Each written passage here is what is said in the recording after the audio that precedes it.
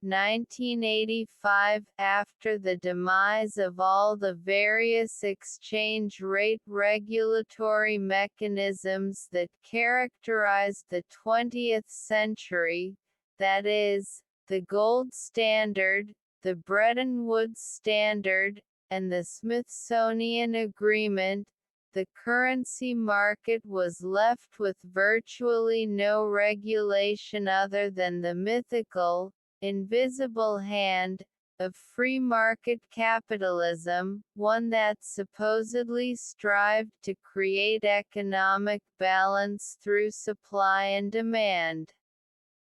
Unfortunately, due to a number of unforeseen economic events, such as the OPEC oil crises, stagflation throughout the 1970s, and drastic changes in the U.S. Federal Reserve's fiscal policy, supply and demand, in and of themselves, became insufficient means by which the currency markets could be regulated. A system of sorts was needed, but not one that was inflexible. Fixation of currency values to a commodity, such as gold, proved to be too rigid for economic development, as was also the notion of fixing maximum exchange rate fluctuations.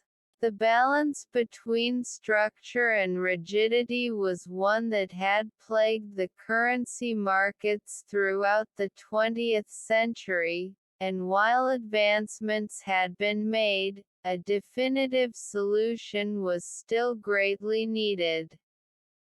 Hence, in 1985, the respective ministers of finance and central bank governors of the world's leading economies, France, Germany, Japan, the United Kingdom, and the United States, convened in New York City, with the hopes of arranging a diplomatic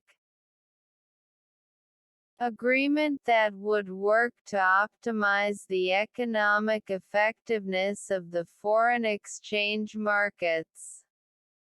Meeting at the Plaza Hotel, the international leaders came to the following agreements regarding specific economies and the international economy as a whole. Across the world, inflation was at very low levels.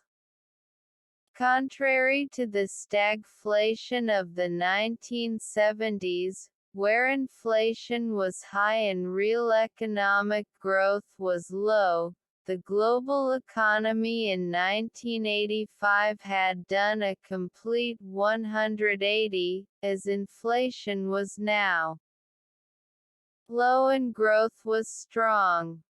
While low inflation, even when coupled with robust economic growth, still allowed for low interest rates, a caveat that developing countries particularly enjoyed, there was an imminent danger of protectionist policies such as tariffs entering the economy.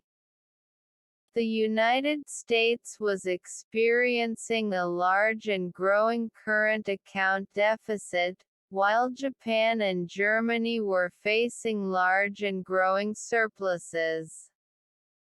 An imbalance so fundamental in nature could create serious economic disequilibrium, which, in turn, would result in a distortion of the foreign exchange markets, and thus, the international economy as a whole.